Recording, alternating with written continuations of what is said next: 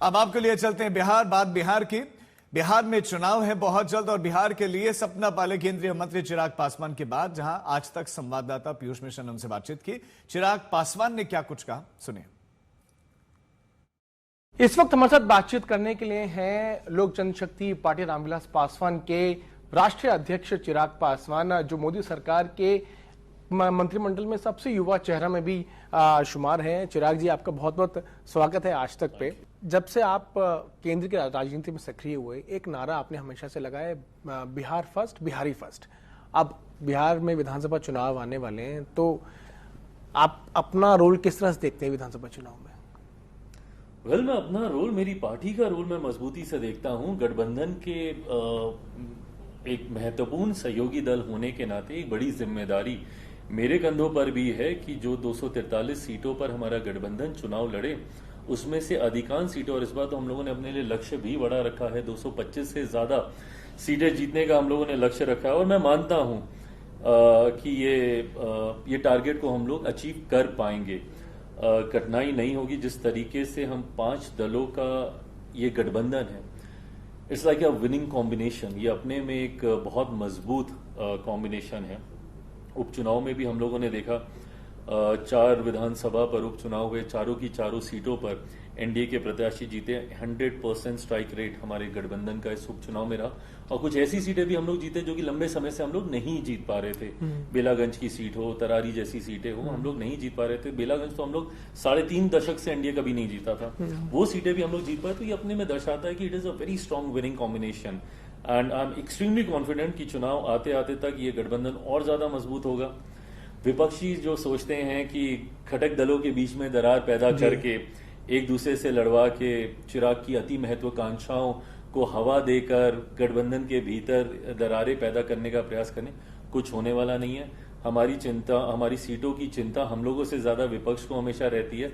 But जैसे लोकसभा में amicably हम लोगों ने वो कर लिया था, विधानसभा में भी उतनी ही एमिकेबली सीटों का बंटवारा भी होगा, चयन भी होगा, चुनाव भी मजबूती से लड़ेंगे और परिणाम भी बहुत खूबसूरत। लेकिन आपका लक्ष्य क्या होगा, कितनी सीटों पर चुनाव लड़ने का होगा? पीयूष भाई, मैं गठबंधन धर्म की मर्यादा को तोड़ूंगा अगर मैं ऐसी कोई भी चर्चा सार्वजनिक मंच पे पहले करूं गठबंधन के भीतर होने की बजाय। ये वो विषय हैं जो गठबंधन के भीतर पहले होने जरूरी हैं। तो मैं मानता हूं कि एक बार गठबंधन के भीतर सीटों का बंटवारा हो जाए, सीटों का चयन हो जाए। पिछली बार जब विधानसभा चुनाव हुए तो आपने ज्यादातर प्रत्याशी जो है वो नीतीश कुमार जी के खिलाफ खड़े किए थे, लेकिन इस बार स्थिति दूसरी है। तो क्या जो पहले दरारें थी वो भर चुकी हैं? डेफिनेटली। होता क्या ना, संवादहीनता विवाद को खड़ा करती है और मुझे लगता है कि संवाद से बड़े बड़े विवादों को टाला जाता है। 2020 जिस कार्यखंड का आप जिक्र कर रहे हैं, जिस कालखंड का आप जिक्र कर रहे हैं, उस वक्त वो संवादहीनता का माहौल था। गठबंधन के भीतर हम लोगों को बातें अपनी रखने का मौका जिस तरीके से मिलना चाहिए था, नहीं मिल पा रहा था। और जिसकी वजह से मुझे लगता है उस वक्त दूरियां इतनी बढ़ गईं और बातचीत के लिए बिल्कुल कोई स्कोप नहीं बचा था। इसीलिए ये फैसला लिया कि मैं गठबंधन से मैं अलग हूं।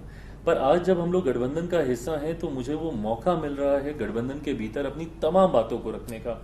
जिसमें मेरे ऐतराज भी हैं उसको भी दर्ज कराने का मुझे मौका मिलता है, जिसमें मेरे सुझाव हैं उसको भी रखने का मुझे मौका मिलता है।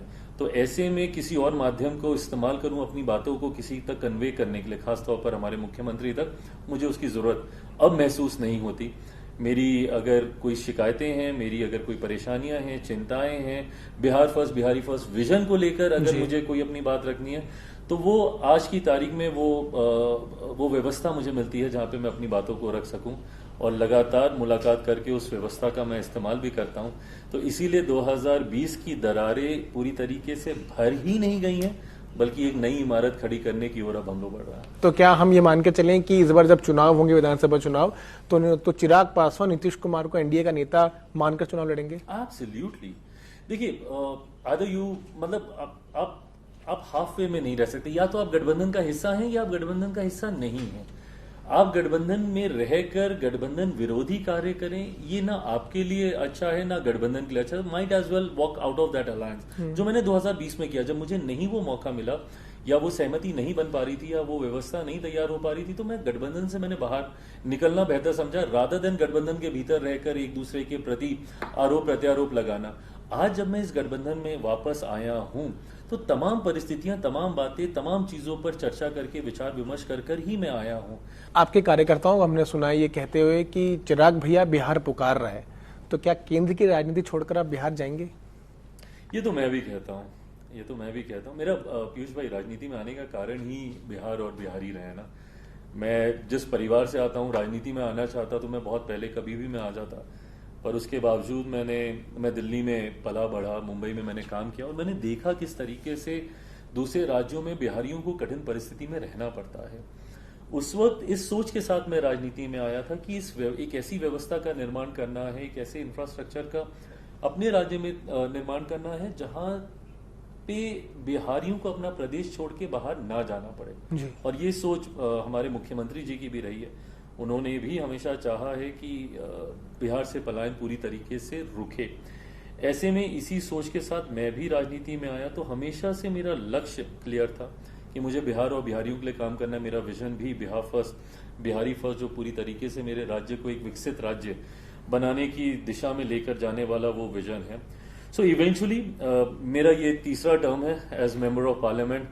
2014, 2019, 2024 तीन बार मुझे बिहार की जनता ने चुन के भारत की संसद में भेजने का काम किया। पर अब मुझे लगता है कि अब मुझे वापस जिस सोच के साथ मैं राजनीति में आया था वो दिल्ली में रहकर उस सोच को पूरा नहीं किया जा सकता। उसके लिए मुझे पूर्णतः बिहार में रहना पड़ेगा, पूरा बिहारी बनकर रहना पड़ेगा।